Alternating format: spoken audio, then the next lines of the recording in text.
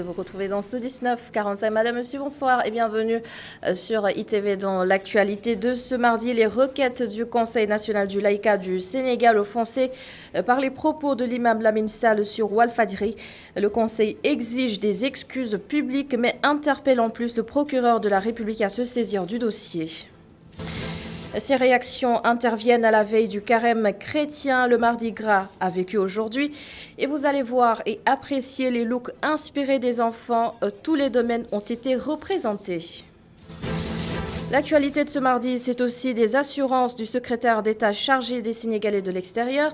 Moïse Sarr a donné des nouvelles des Sénégalais en Ukraine. Le rapatriement vers la Pologne se poursuit sous la supervision de l'État du Sénégal. Focus dans ce 1945 sur une maladie très peu connue dans notre pays, le syndrome de Prune-Belly. Grâce aux différents témoignages que nous avons amassés, vous allez mieux comprendre de quoi il s'agit. Et enfin, dans Réussir au Sénégal, qui nous plonge ce soir au cœur du quotidien des marchands ambulants de Sandaga. Ils ont accepté de nous confier leur succès, mais aussi leurs mauvaises expériences. C'est à suivre dans quelques instants.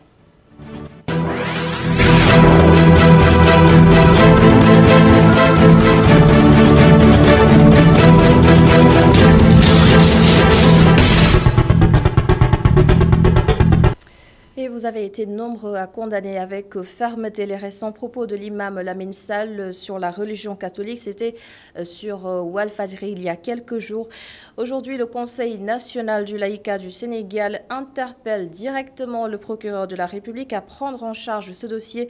Le Conseil exige aussi des excuses publiques. Abdourahmane Ly. Discriminatoire, agressif, outrageant et séparatiste. Les qualificatifs ne manquent pas au président national du laïcat à la suite des propos de l'imam Lamine Sall. Invité dans une émission télévisée, l'imam a tenu aux yeux de Philippe Tine des propos qui remettent en cause les fondamentaux de la nation.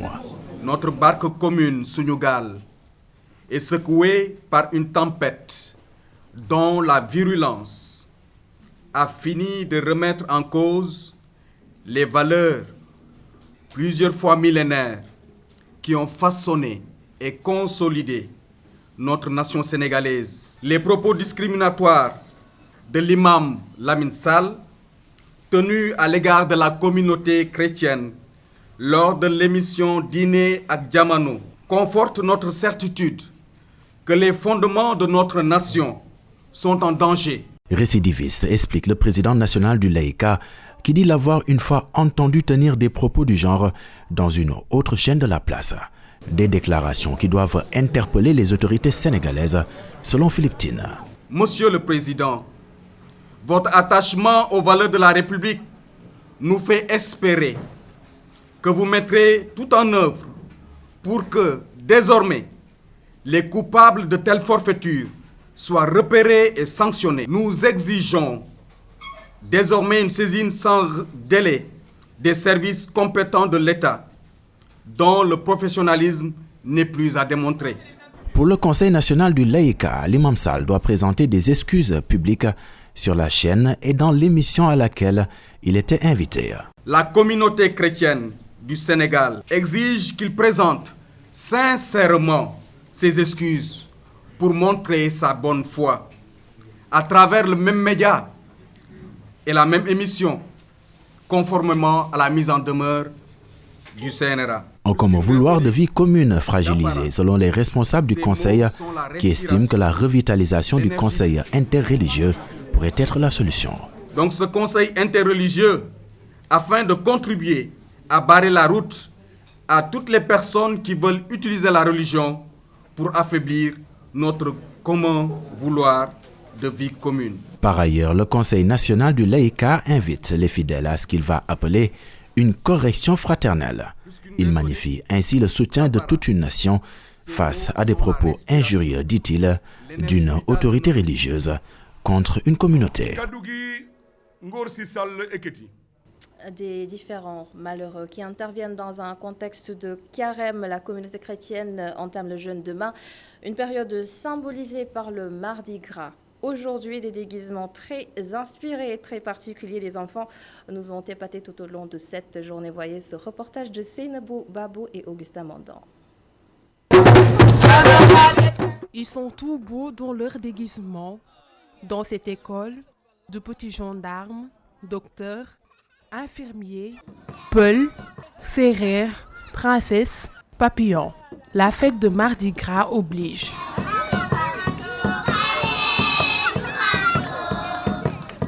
Poussins, papillons et lapins pour désigner leur classe défilent dans la cour en chant.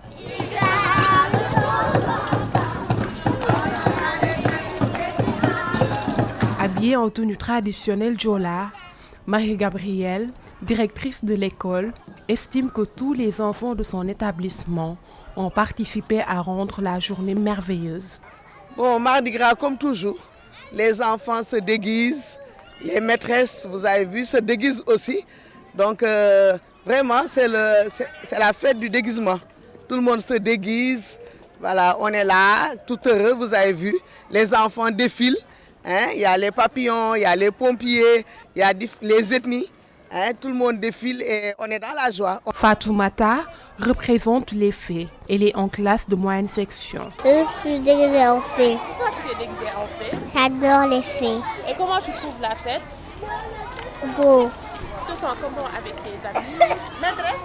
Bien. Bien. Angélique Bassène, elle est en blouse blanche. Un docteur. Pourquoi tu as choisi de te déguiser en docteur? C'est ma maman qui a dit je déguise en docteur. Je suis un docteur quand j'étais grand. La joie et le bonheur se lisent sur le visage de ces petits bouts de bois de Dieu. Ils vivent pleinement la fête de Mardi Gras.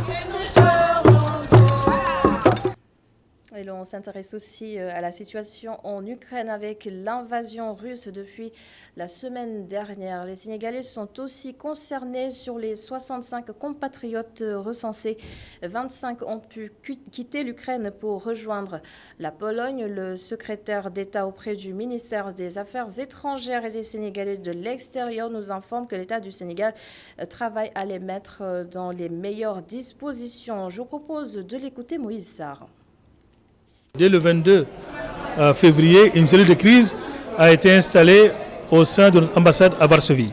Cellule de crise ouverte au président de l'association des Sénégalais d'Ukraine, mais pas que, de ses collaborateurs. Et dans les grandes villes comme Odessa, comme Kharkiv et j'en passe, on avait identifié des points focaux qui sont également membres de cette cellule de crise, sans oublier les étudiants. À l'heure actuelle, nous avons 65 Sénégalais clairement identifiés et dont nous disposons de l'ensemble des coordonnées. Parmi les 65 également, il y a 25 qui ont déjà traversé la frontière et qui sont en Pologne et dont 3 même sont venus et arrivés actuellement en France. On nous a signalé également hier l'arrivée de 4 autres Sénégalais à la frontière polonaise. Donc parmi les 36 autres qui restent également, nous sommes en contact avec eux. Et je rappelle juste en passant aussi qu'il y avait effectivement parmi eux des Sénégalais qui ont des conjoints ukrainiens et qui soit sont vers le nord ou sont sur les routes, mais ils sont dans des lieux sécurisés. Mais nous continuons à dire aux compatriotes, si la situation permet à ceux qu'ils puissent rallier les frontières, il faut effectivement le faire. Et si ce n'est pas le cas, il faut qu'ils se mettent dans des situations de sécurité et éviter tout déplacement inutile ou tout déplacement à risque. Maintenant, pour ceux qui sont déjà arrivés en Pologne et ceux qui vont arriver naturellement, le chef de l'État a donné des instructions claires.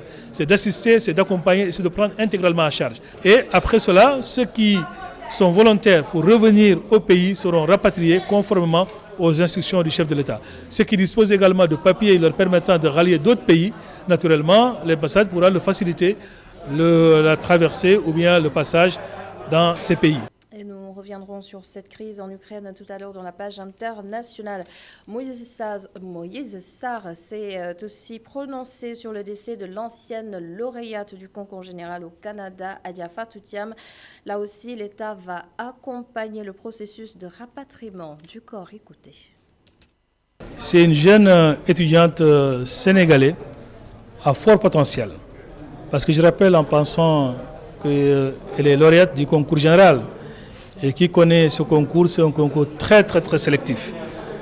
Malheureusement, elle est partie à la fleur de l'âge.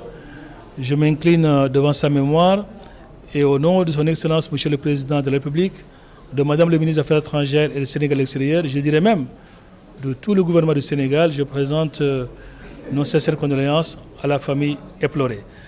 J'ai vu même le communiqué de l'ambassade du Sénégal à Ottawa et naturellement, instruction a été donnée à l'ambassade d'entrer assez rapidement en contact avec la famille et de voir comment on pourrait prendre en charge et intégralement les frais de rapatriement de cette jeune étudiante malheureusement décédée. La note culture de cette édition nous emmène à Rufisque, une ville sous la protection du génie Mame Coumba Lamb. Pendant une semaine, la population lui rend hommage et lui témoigne surtout sa reconnaissance. Des séances d'exorcisme vont fortement marquer cet événement et Babacar Seck nous raconte.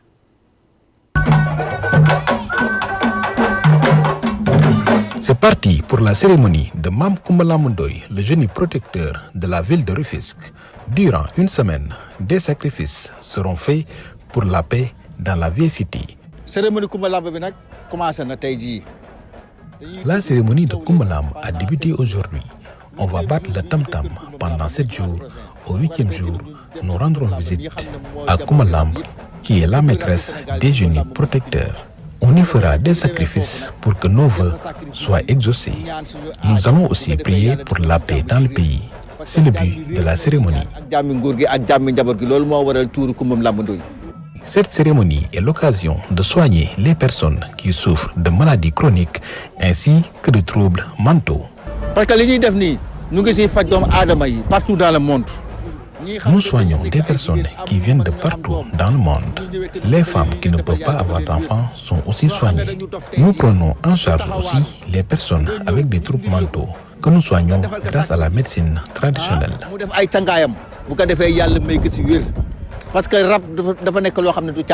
Venus de Yoff, Rufisque et Bargny, les gardiens du temple appellent la jeune génération à retourner aux sources de la culture lébou qui perd de plus en plus du terrain. À noter aussi que la communauté laïenne célèbre à partir du 4 mars le 142e anniversaire de l'appel de Seydina Limamou Laye, des retrouvailles après les restrictions imposées il y a quelques mois par la crise sanitaire. Le fils du khalife des Layennes, Seydina Dial Tiaoulaye, revient sur les détails de l'organisation au micro de Ami Diouf.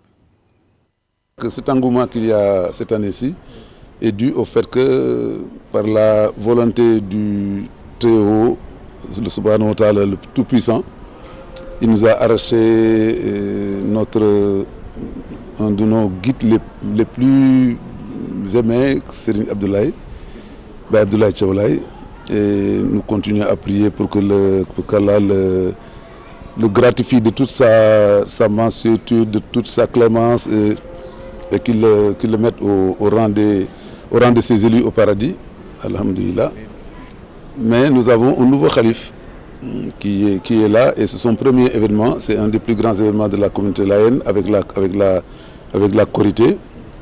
Donc les laïennes et les musulmans en général, parce que ce que nous vivons aujourd'hui, nous le vivons avec l'ensemble de la communauté musulmane et même parfois de nos voisins qui sont là, nos voisins chrétiens qui sont venus nous apporter leur soutien. C'est à cause de ça que cet événement est un peu particulier, parce que c'est la première fois qu'il dirige cet événement en tant que khalife général. Et avec toutes les appréhensions, parce qu'étant resté 2 ans à cause de la pandémie, bon, donc il y a tous ces aspects sentimentaux, mais sur le plan pratique, nous avons une commission d'organisation avec le coordinateur général qui fait que nous n'avons pas d'inquiétude à ce niveau, parce que c'est déjà rompu à la tâche. Mais le flux de personnes qu'on attend peut-être nous fait un peu peur, parce que je ne pense pas que peut-être les voitures pourront circuler à Yoff, tellement il y aura de monde. Et c'est ce que l'on souhaite. L'essentiel seulement, c'est que ça soit fait dans la ferveur et dans la foi et dans l'humilité, comme l'a toujours enseigné Seydina Mohamed Rasoul, que Seydina Limamou, alayhi salatu wassalam. Ce mardi 1er mars, c'est aussi célébrer la journée internationale de la protection civile des figures de l'ombre. C'est pour cela d'ailleurs que beaucoup de Sénégalais ne connaissent pas vraiment le corps. Nous leur avons alors demandé, nous leur avons posé la question et voyez ces réponses recueillies par notre reporter Mamadou Sy. Cheikh Ndiaye est un humoriste. Il passe ses journées sur TikTok. Il ignore jusqu'ici l'existence de la direction de la protection civile, de la faute au manque de communication.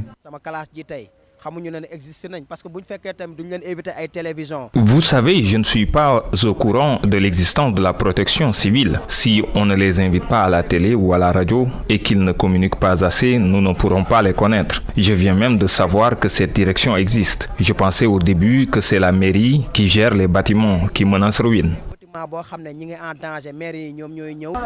Dame Diouf, lui, ne sent pas la présence de la protection civile. Il pense d'ailleurs que les agents ne font pas correctement leur travail.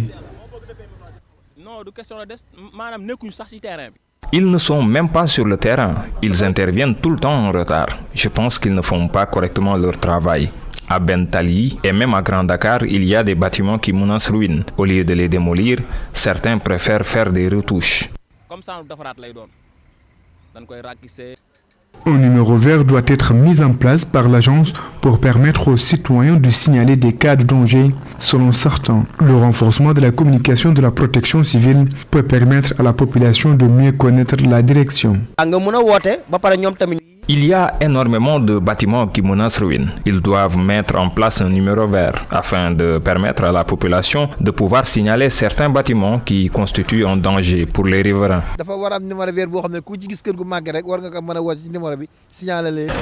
En cette journée mondiale dédiée à la protection civile, certains citoyens ne sont pas au courant de l'existence d'une direction en charge de la protection civile. Les agents sont appelés à être plus présents sur le terrain.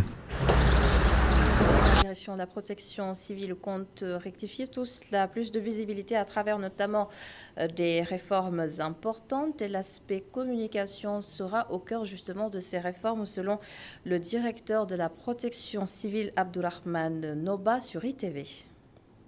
Peut-être certains Sénégalais, je ne dirais pas tout le monde, ignorent l'existence de la direction de la protection civile, voire même la mission de la protection civile. Nous sommes conscients de cette problématique. Nous sommes dans une dynamique de réforme parce que nous connaissons aujourd'hui les enjeux, les défis en matière de protection civile, et nous menons une réflexion vraiment qui est en train de se poursuivre, qui devrait aboutir au renforcement du dispositif national de protection civile et de gestion des risques de catastrophe. Et tous ces besoins devraient être pris en charge dans ce cadre. Dans tous les cas, la communication sera inscrite en bonne place dans notre stratégie de gestion des catastrophes. Et pourquoi je le dis, en fait, nous sommes dans une dynamique de changement de paradigme. Changement de paradigme, c'est-à-dire cela signifie que nous essayons de passer de la gestion des catastrophes à la réduction. Et là, on met le curseur sur la prévention. Qui parle de prévention, il y a la communication qui a son importance, mais il y a également d'autres aspects qui sont liés à la mise en place de systèmes d'alerte précoce. Et là, je vais vous donner l'exemple de l'Agence nationale d'aviation civile et de la météorologie, qui est un acteur de protection civile, au dire en termes de numéro vert et autres moyens, canaux d'information. C'est des outils qui existent au niveau de la Brigade nationale des sapeurs-pompiers, ce canal d'information, au niveau également des autres services également. C'est que ce qu'il faut comprendre, c'est que la protection civile ne se limite pas uniquement à la direction de la protection civile. Cela concerne également les autres services de l'État et autres acteurs. Et je l'ai lancé en titre, le focus de ce soir sur une maladie rare, le syndrome de Prunbelly. Au total, 30 cas sont détectés au Sénégal. 3 sont décédés durant la période de Covid-19 pour non-assistance, nous dit-on. La maladie touche les enfants, les garçons et les filles, et sa prise en charge est assez complexe. Alusso et Mafalfa nous en disent plus.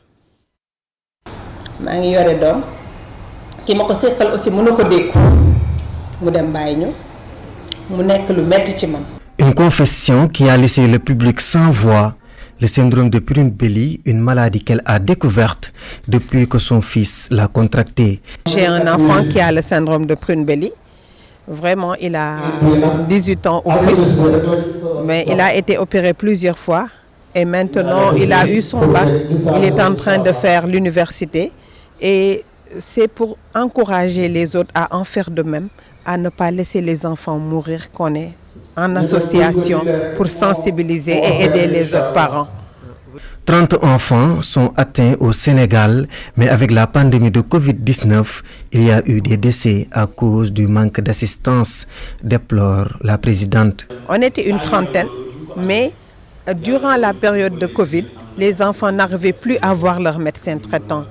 Donc ils étaient dans les maisons, ils développaient des infections urinaires. Finalement, ils sont décédés de septicémie ou d'insuffisance rénale. Actuellement, l'association Prune Belly ne dispose d'aucune assistance de la part du ministère de la Santé. Ndaye Khewé Mbaye interpelle les autorités sanitaires. On n'a pas d'accompagnement du ministère et on voudrait en avoir. On ne demande pas plus que d'accompagner ces enfants malades, de leur faciliter les soins pour que les parents aient le courage de les amener à l'hôpital. Vraiment. Actuellement, il y a des personnels de santé qui ne connaissent pas cette maladie. Ndaye Khewé Mbaye soutient qu'un seul spécialiste suit les 27 enfants qui ont contracté le syndrome de Prune Belly au Sénégal.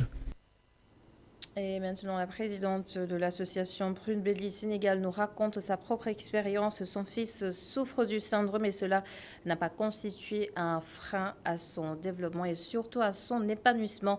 Et vous allez vous-même le constater à travers le témoignage de Ndaye Khewé Mbaye. Regardez. Le syndrome de Prune Belly vraiment se manifeste avant même la naissance de l'enfant, avec les échographies. Déjà, avec les échographies, on peut déceler que l'enfant a le syndrome de Prune Belly par la présentation de la mégavessie. Parce qu'avec le syndrome de Prune Belly, les enfants ont une mégavessie. Ça veut dire qu'une contenance très grande. Ils peuvent entasser les urines toute la journée, ils n'ont pas d'envie pressante. À la naissance, les testicules ne descendent pas, ils se cachent dans le ventre. Il faut les rechercher dans le ventre, les opérer et les faire descendre pour leur donner la chance de paternité. L'autre opération, c'est que eux, ils ont une grande vessie. Donc, il faut réduire la vessie de moitié et réduire la contenance pour que l'enfant puisse aller normalement uriner. L'autre symptôme qui se présente, c'est qu'ils n'ont pas de muscles à l'abdomen. Comme le dit le professeur, après chez un individu normal, après la peau, c'est la graisse. Après la graisse, c'est les intestins, c'est les muscles. Après les muscles, c'est les intestins. Mais pour un enfant présentant un syndrome de Prune Belly, tout de suite après la peau, c'est les intestins. On peut entrevoir l'eau passer à travers les intestins d'un enfant qui a le syndrome de Prune Belly et ce n'est pas du tout facile à vivre. Tout à fait autre chose dans cette édition, l'énergie solaire pour développer l'agriculture. Les intérêts s'orientent de plus en plus vers le secteur avec notamment le programme Reyundaoni. Et selon les données de l'Agence nationale d'insertion et de développement de l'agriculture, le soleil est efficace à 80% dans les activités agricoles. Et Elhadj Malick Sarr est le directeur général de l'ANIDA. Il est au micro de Mountaga Kane. Les agriculteurs ont bien dit ici que pour leur début de campagne, ils étaient à presque 9 millions et quelques de chiffre d'affaires, avec seulement la rubrique gasoil qui prenait 5 millions. Mais avec le parc solaire, ils n'auront plus cette ligne. Et c'est ça qu'Anida avait vu. En regardant la structure des charges d'exploitation, on avait vu que la ligne la plus importante comme intrant agricole, on ne le considère pas comme intrant agricole, mais ça l'est, c'est l'énergie. Avec le solaire. Et c'est ça que le bon Dieu nous a donné. On a un ensoleillement permanent, un taux d'efficacité donc qui avoisine les 80%. En Europe, ils sont en train de promouvoir le solaire en étant à un taux d'efficacité autour de 30%. Nous, à 80%, pourquoi devrait-on hésiter? C'est pourquoi dans le cadre du programme Reyundaoni, le président nous a inscrit un basculement total de toutes les anciennes fermes au solaire, le mix énergétique. Les groupes existaient, on les maintient, on rajoute le solaire. C'est une sécurisation dans l'irrigation, mais c'est en même temps un moyen de diminuer les charges et donc d'accroître les bénéfices nets dégagés par les fermes. Si on a pu le faire encore une fois, c'est parce que l'ADER nous a accompagnés. Il nous a accompagnés efficacement. Et l'ADER qui annonce une hausse des financements alloués aux agriculteurs. Son directeur général a visité les fermes installées dans la zone côtière. Pape Amadou Sarr, que voici. Et l'engagement qui avait été pris lors de notre conseil d'orientation, lors du vote du budget 2022, c'était de mettre 1 milliard pour 2022. Mais je suis sûr et certain qu'avec ce que nous avons vu, les projets dans le pipeline de Anida, comme l'a dit Malick, et la séance de travail que nous allons avoir dans les 2 semaines à venir, nous pouvons être sûrs qu'on va facilement doubler ce montant, car les infrastructures en production dans le cadre du programme d'urgence pour l'emploi des jeunes que nous a confié son Excellence le président Macky Sall vont être réalisées par l'ANIDA et nous allons les accompagner pour la mise en valeur de ces exploitations afin que les jeunes et femmes de notre pays puissent trouver un emploi digne et décent. Et je suis d'autant plus satisfait que nous avons vu des personnes sérieuses qui ont commencé à rembourser et qui demandent plus et qui veulent aujourd'hui passer des fermes simples à des fermes intégrées. On a vu le modèle des fermes Natangué villageoises, des fermes Natangué familiales et des fermes Waroui et aujourd'hui des aires émergentes et des aires agricoles émergentes. Un mot à présent sur la situation en Ukraine. Le président ukrainien Vladimir Zelensky se prononce après la première rencontre diplomatique avec la Russie, une discussion qui arrive à point nommé. Selon lui, on l'écoute. Les Russes ont demandé pour qu'on démarre des pourparlers. Et il est vrai aussi que nous souhaitions ces discussions. Car après plus de 5 jours de combat, il faut discuter pour que la paix revienne et que les combats cessent. C'est le bon moment, je pense, pour parler. Mais reste à savoir si l'autre camp veut vraiment de la paix ou si nous perdons notre temps. On verra.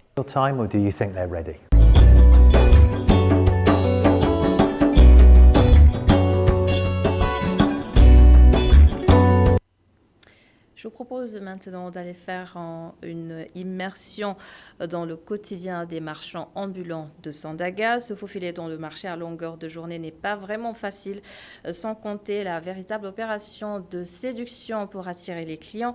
Des hauts et des bas évoqués ici dans ce reportage signé Aïssatou Kane et Sididian. À Sandaga, les marchands ambulants sont nombreux à occuper les artères de la ville. Dans un décor coloré de marchandises à l'épaule, entre les mains, autour des coudes ou encore sur les tables, tous s'attellent à écouler leurs produits. Derrière cet apparat se cache toute une routine pour se fournir des articles. La plupart du temps, nous nous réveillons tout le matin pour aller à Koloban. C'est là-bas que nous achetons nos marchandises. Si nous y allons tard, nous aurons peu de choix. Ensuite, nous faisons le repassage et retaillons les pantalons avant de venir à Sandaga pour les revendre.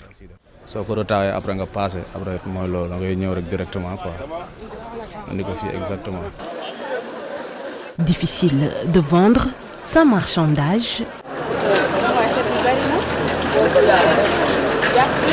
Malgré tout, il arrive à s'en sortir. Chaque jour n'est pas dimanche.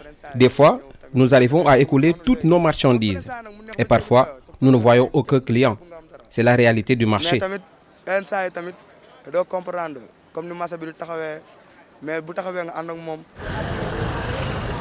C'est la course-poursuite entre eux et les forces de l'ordre, souvent assujettis à payer 3 000 à 6 000 francs pour pouvoir récupérer leurs marchandises.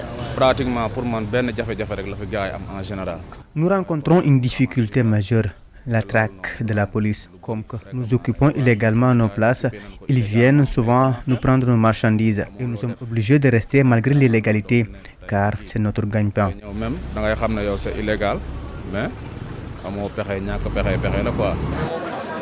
Parfois astreints à utiliser leurs bénéfices pour subvenir à des besoins quotidiens. Ici, c'est compliqué parfois. Le peu que l'on gagne, nous l'utilisons pour acheter à manger ou encore payer le transport. Au moins, nous ne faisons pas la manche.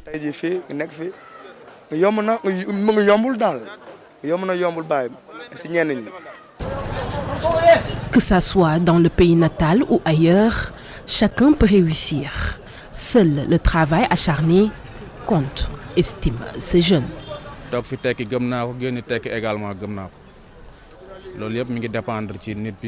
Je crois à la réussite au Sénégal, mais aussi c'est possible de réussir ailleurs. Cela dépend de l'objectif et des convictions de la personne.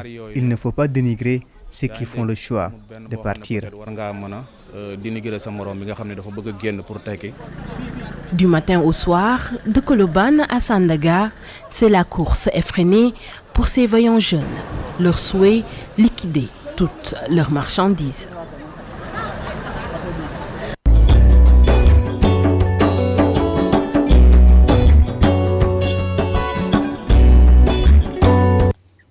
On se quitte sur ces images. C'est donc la fin de ce journal. Merci beaucoup de l'avoir suivi. Merci à l'ensemble des équipes en régie. Bonne suite des programmes sur ITV et on se retrouve demain pour un autre 19h45.